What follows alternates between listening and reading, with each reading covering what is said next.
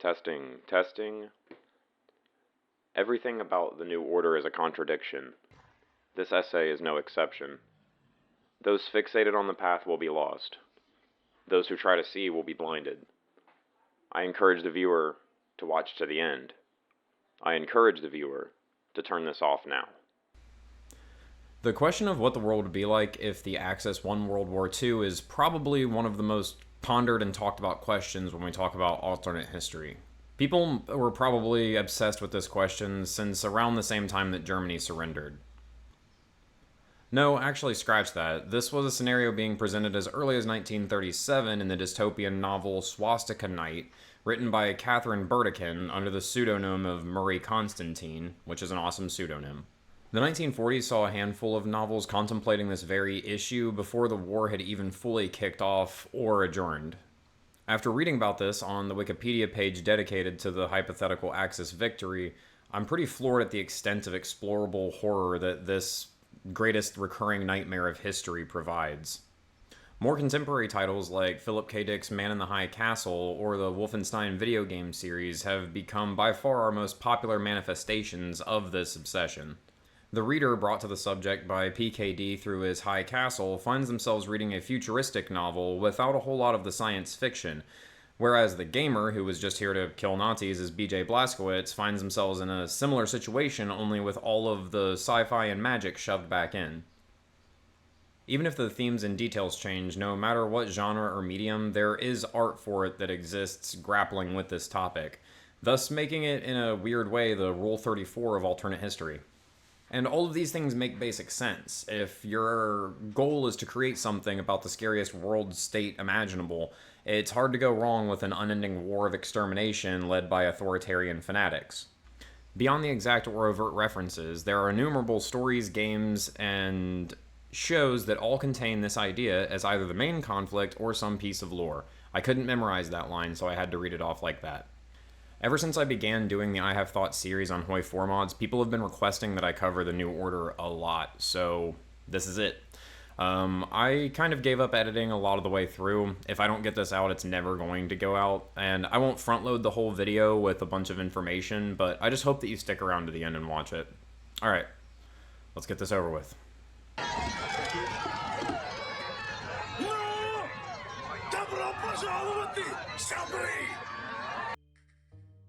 When I first downloaded the thing, I had very little idea what the overall backstory was, or even the year that the New Order took place in.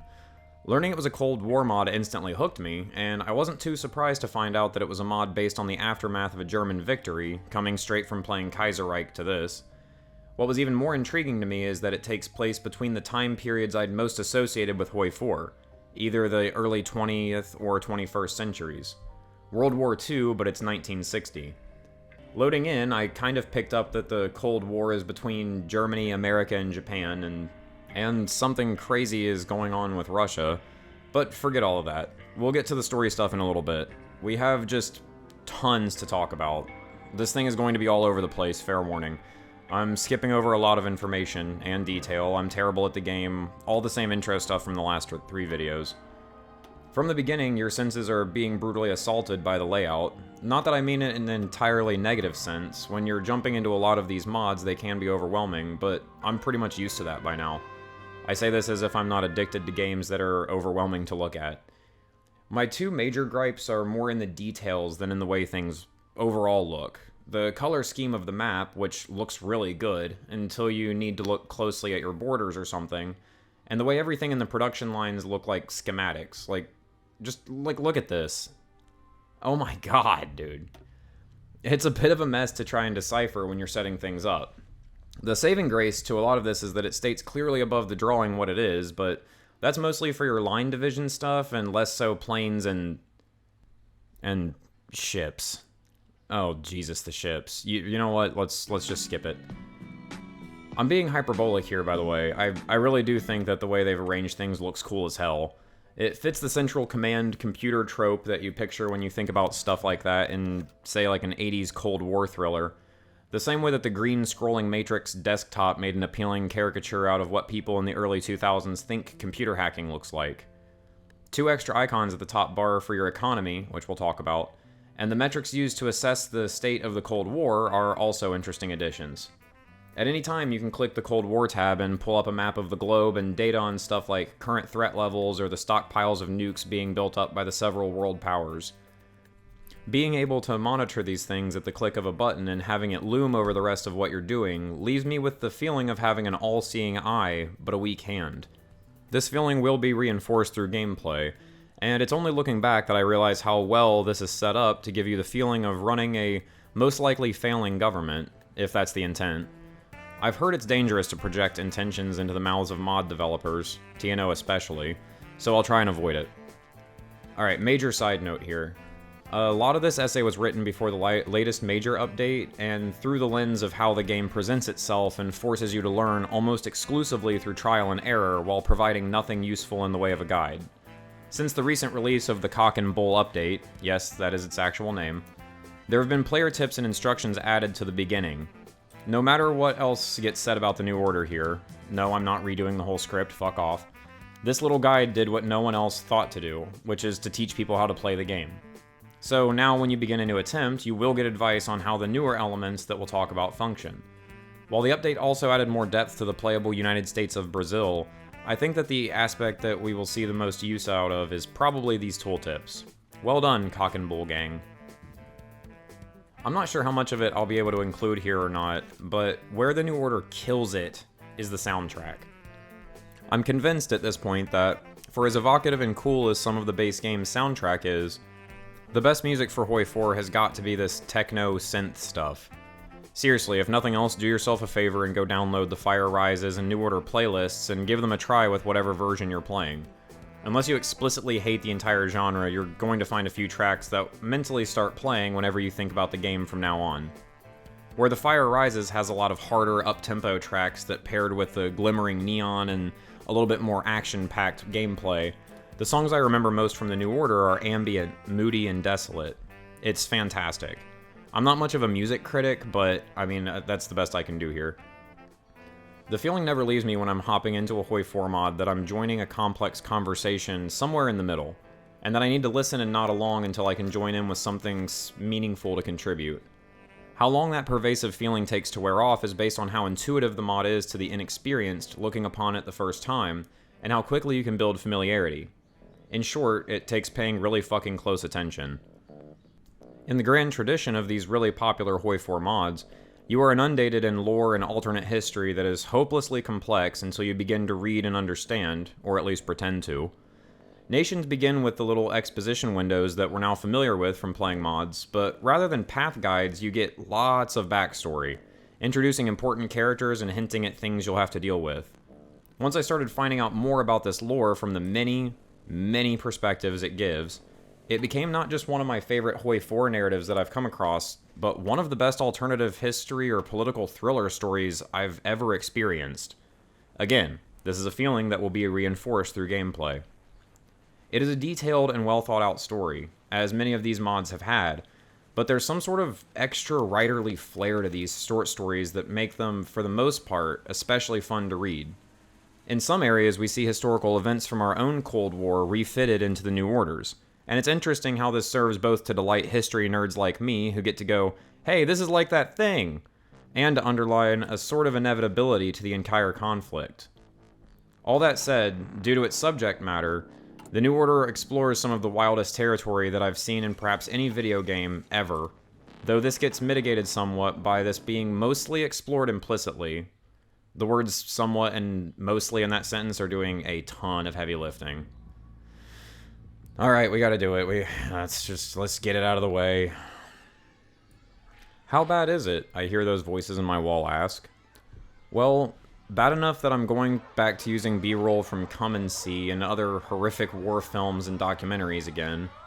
We are talking about a world dominated by the Axis, and as much as the current administration and internet today would try, and are trying, to convince you otherwise, it ain't fucking pretty. Yes, you can pick Imperial Japan, Nazi Germany, or Fascist Italy in base Hoi 4 and try to take control of the world. In the New Order, you get to pick which Nazis you want to play as.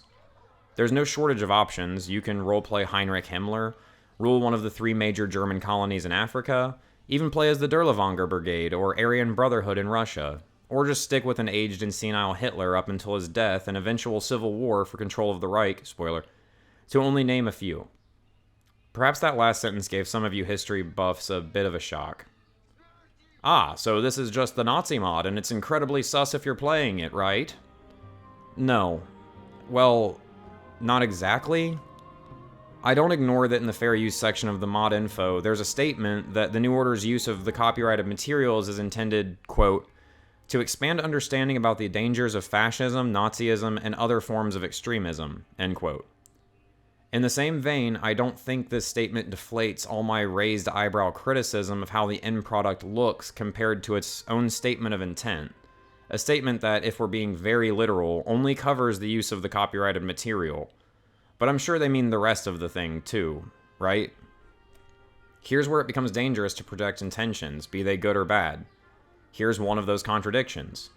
There is a ton of effort put into making the Nazis out to be both domineering genocidal maniacs and inept paper tigers molding and falling apart. Hoi 4 as a strategy game shies away from talking about things like Lebensraum and the Holocaust, where the New Order focuses on it, albeit indirectly. Really, it doesn't need to talk about it openly. You can see what's happened on the map. Lebensraum, the annihilation of the native people of a land in order to facilitate Aryan expansion and use of it, happened. Is happening still in the world of the New Order. It's a confusing feeling, not knowing if the amount of playable evil in the game is meant to terrify or impress the audience. The old adage of you control the buttons you press doesn't quite hold up when more than half of the playable content, and a significant amount of hidden yet playable content, is geared towards trying to keep your little piece of the Third Reich stable and winning the power struggle through the 1960s. This is not really an exaggeration. Most of the playable nations and content is focused on the Reich. 5 out of 6 of the popular pages on the fandom for the New Order are Greater German Reich, the SS, the state of Burgundy, which is an offshoot state ran by Heinrich Himmler, and a list detailing the tons upon tons of different political forms that National Socialism has taken. The benefit of my doubt has shrunk noticeably, since I went to bat for the Fire Rises literally days before the Discord server went apeshit and the Great Schism happened.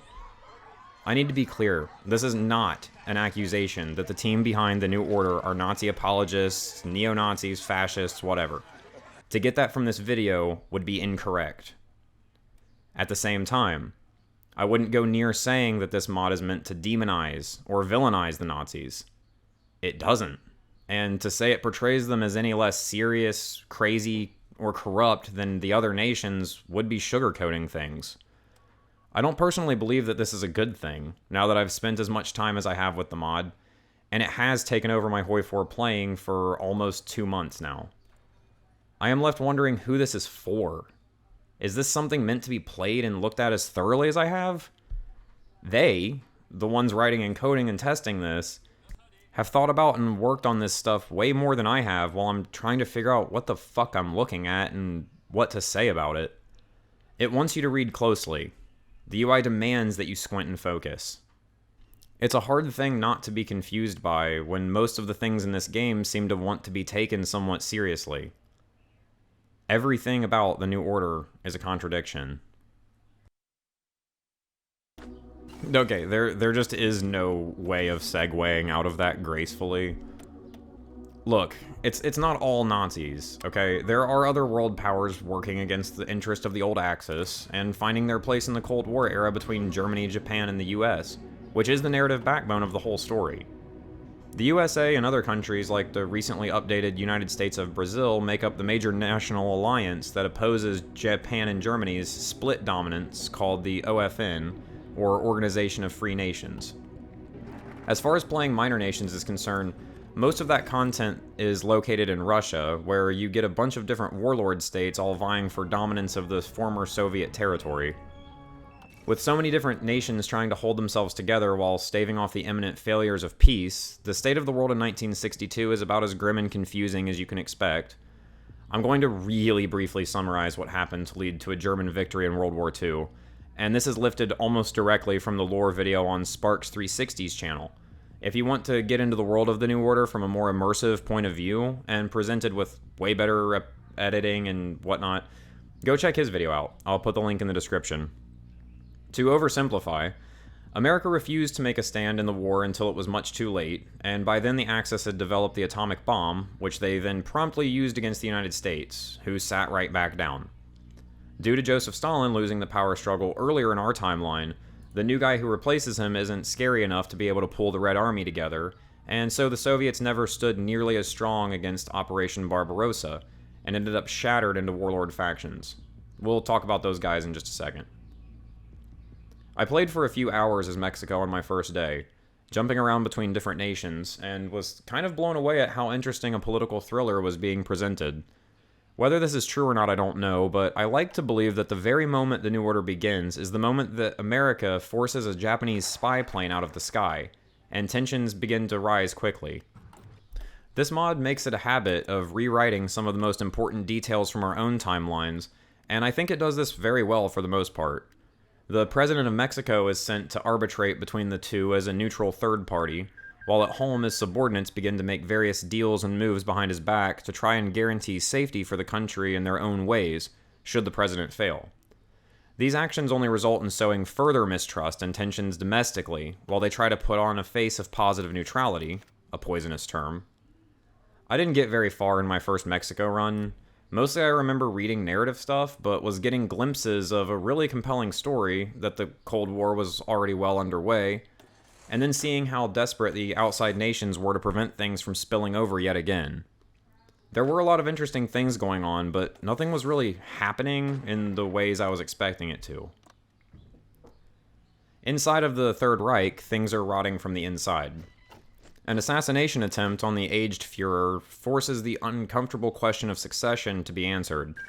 The origins of that assassination attempt lie in the neighboring colony of Burgundy, where Heinrich Himmler has assumed control of an offshoot of dissenting SS, who think that the rest of the Reich is falling into softness and degeneracy. Yeah, they're not Nazi enough. Long story made short, all the Nuremberg MVPs get a chance at becoming the new Fuhrer, and you can choose to help from the sidelines or participate directly if you're playing in that part of Europe. Like I said earlier, there's tons and tons of different Reichskommissariats, or whatever the fuck it's called, to choose from. If I'm being honest, the three playable African nations or ruling Burgundy as Himmler are a lot more interesting to me than playing inside Germany. The personalities of each of the Nazis running Africa are tied thematically to the issues that their nation is facing, one being a brutal, drug-hazed prison colony, heart of darkness type thing, one being a bloated, corrupt economy trying to hide the cracks in its foundation, while the bloated and corrupt leader tries to stay on top of the other two. Pick your poison. Russia has been balkanized, with the power split up between a dizzying amount of warlords, former Soviet generals and ace fighter pilots, a prison colony, badass, a religious order, super badass. You get the picture. This is probably the best place to start if you're going to be trying the mod out, since you aren't overwhelmed by territory and no one is going to come fuck with you besides the other local warlords. This was one of my favorite parts of the mod, and even the little mini-games that were presented, redeveloping your territory and looting or getting into border conflicts over scrap materials, were fun and interesting.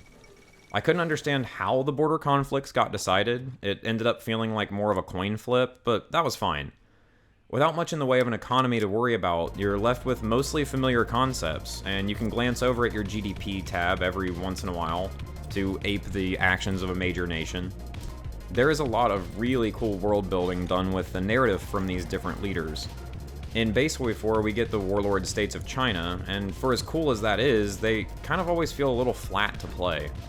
Here in the New Order, each of the Russian states are full to bursting with their own personality and voice for each one, even if they all share the same destitute circumstances and end goal. With most or all of these camps being suppressed and navigating around almost constant aerial bombardment from the right, the civil war that breaks out in the east leaves the skies empty and silent for the first time in decades. Having prepared silently for whatever comes next, the stage is set for yet another war of consolidation. I'm realizing in the middle of recording this that I failed to include Japan at all in my script. Stuff's happening in Japan, and there's a big stock market crash. Alright, let's talk economy. Look, folks, I can handle deep storylines. I can handle some pretty risky games. Hell, that's becoming my niche at this point. I've tried meeting this game on its level at every turn, but the one I come into the most friction with, mechanics-wise, is both the economy and production systems. Rather than having a set number of military and civilian factories, the economy is changed to be based around your nation's GDP, and how many resources you use from it. Spending in a certain category, like military, science, or administrative, is determined by adjusting sliders and changing your economic policy to do things like promote industrial growth or slowing inflation. After spending more time on this project than any of the other ones, I could not tell you what they do besides keep your deficit in check, which seems to be the main point of the entire system. Construction speed, normally based on available civilian factories and the amount of military factories you have producing equipment, are then divided up between the free resource pips that you have after the equals sign of whatever deep math the game is using. It feels like you have very little control over what's going on, and more often than not, it's better to just leave the economy system alone and see what you get, rather than go tinkering with stuff based on your logic.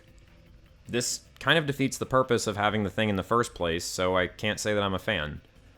The thing I do kind of like is the coverage system for different social needs, like prisons, hospitals, and administrative buildings.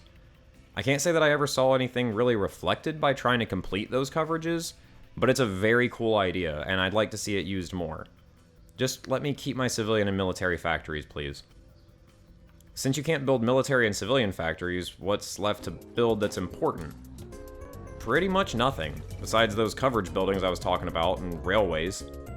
There might be some hidden secret construction that your nation needs to do to push way ahead of the AI, but I haven't found much use for constructing anything since it usually takes too long and I'm too busy trying to build up a military surplus for some unknowable reason. This game includes cool sounding stuff like stronghold networks and missile silos, but everything takes too long to build as a minor nation going to war, or you're a major nation who doesn't need stronghold networks because you're not going to war. Here we have an incredibly complex and robust economic and production system that I cannot even begin to take the time to try and explain in depth, much less learn. We also have a really interesting construction system that seems to work paradoxically.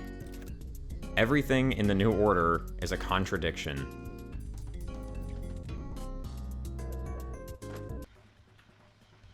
Some of the newest content expands the typical world map to also include Antarctica, and a race for resources and territory there. This, to put it super simply, is no longer Hearts of Iron 4, and is now completely the New Order. I will expand. Rather than dealing with almost any of the things you normally have, an army, construction, and you get resources. You interact with a huge grid chart of Antarctica and deploy your handful of special divisions to perform certain actions. This gains you militarism, influence, and intelligence. I would compare the Antarctica content to playing Go against 4 bots at once. This game of Go has special rules, stuff like your opponents have more pieces than you, and they know how to play, and moves are based off of balancing these currencies. Just like everything else in the New Order, you're pretty much left to figure things out on your own. I get about 15, maybe 20-ish minutes in before I want to rip my eyes out of my head. If you thought worrying about the economy was boring, you have not fucking lived until you've stared at a grid chart. I think that the end goal is to have the most resources or claim tiles on the map, but for my attempts, I don't think I saw a single tile flip to another color. I don't know, man. I think it's cool that they tried something radically different from content in its usual form. The expected route would have been adding new focus trees, or maybe special construction you can do in the Antarctic.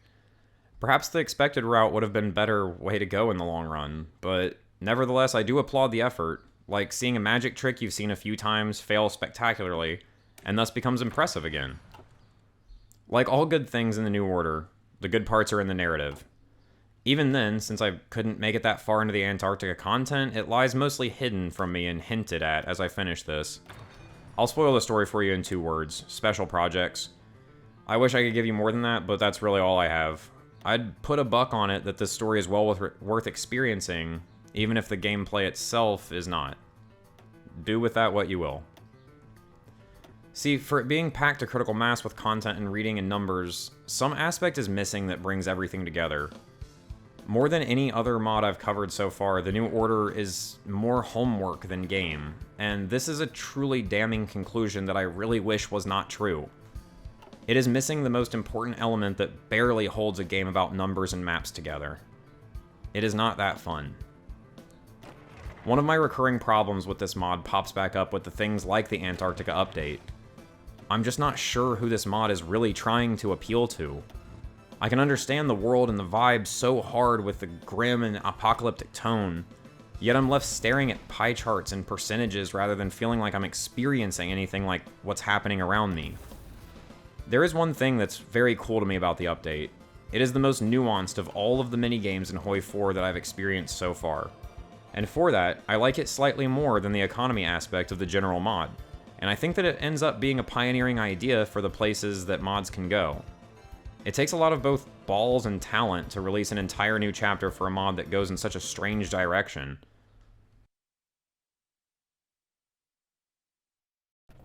Wait, what? Is that really all? Yeah, mostly it is. There is something else before we finish. If I don't wrap this thing up, it's never going to get done, and there are other projects on the horizon I'm ready to get started on. So where do I stand on this thing? I have no fucking idea, man. Before I ended my time with the New Order, I had a revelation that changed something about the way that I look at the game, though. The New Order is not really a conversion in the same sense that the Great War Redux or Kaiserreich are. I wouldn't go so far as to even call it a total conversion. I think that it wears the trappings of these things in the special way that it seeks to manifest as many ways of using minigames and side quests as possible, and make them feel meaningful while really pushing the feeling that no matter how well you think you've gotten a handle on your situation, it is almost always deteriorating. My problem is that I was looking so hard to master the mechanical that I didn't allow myself to be as engaged with the narrative and quite literally lost the plot along the way. I spent more time being pissed off that I didn't know what I was doing in the beginning than I did really taking in how great the writing of the game was. And just like I mentioned in the beginning, it is one of the best political thriller stories I've ever encountered. The darkness and hopelessness is on a different level here than it ever tries to reach with the brassy, prestigious look of the base game. The New Order covers horrors and areas we haven't ever gotten into. There are even secret paths that terminate in more horrific ways than a Nazi victory in World War II, if you can believe it, though many of them are placed there for the curious to play up into after the main story concludes. And that's another thing. At some point, you will get a pop-up saying, "Okay, that's it. Thanks for playing. You can continue, but the AI is going to go crazy. Good luck." Which at first was a complete blue balls moment. Again, before I realized what I was actually playing had reduced the world conquest aspect of Hoi 4 so much as to not exist, and replace it with a story told from dozens of angles, with hundreds of outcomes. It's just so strange to me, at the end of the day, that this game is essentially an incredibly well-written interactive novel, hidden under so many layers that just don't seem to work well together to make an addictive game experience. The story works as far as alternate historical timelines go. Though there's blind spots and ridiculous moments, those are overshadowed by the house of cards that the world perches on. It would be worse if there weren't those occasional moments of randomness to break some of the bleakness and tension that the world of the New Order seems mired in. Look, I'm gonna say too that balancing this experience could not have been easy, and certainly isn't finished. I do look forward to hearing about what they come up with next, and I will check in on TNO the same way I pop back into the Fire Rises from time to time. I didn't really think that, or want, this first cycle of the I Have Thoughts series to end with a somewhat bittersweet taste in my mouth. At the end of the day, it isn't the fault of the mod. While I may not go out of my way to recommend the New Order to most Hoi 4 players, there are hundreds of users that follow the updates and find a lot of value in this mod, and I'm not here to take that away from them. Around every one of these conversions, there is an active community of online friends and collaborators who are working to build these games for us to play. If any of them made it this far into the entry, I'd like to speak directly to you for a second, and really underline that for all my criticisms and issues with it, I still think that you made something very much worth doing this essay on, as difficult as it's been to get my final thoughts together. I think I can see why so many people have recommended I try this out since the series began. hopping in here at the end here to just make like an extra quick outro video. Thank you guys so much for watching and sticking with the series so far. We will be returning for a new cycle of them after a short break from Hoi 4 so that I can get playing some other video games in my life. But I just wanted to thank you guys again, seriously, from the bottom of my heart. This series has been life-changing for how much the channel has grown and how much feedback I've gotten from people. It has been truly incredible, and I look forward to returning to it eventually. If you want to, you can consider signing up on the Patreon, where there will be more rewards eventually, but at the beginning you get your name added to a list of credits at the end of the essays. So I would really appreciate it, and I'll see you guys at the next one.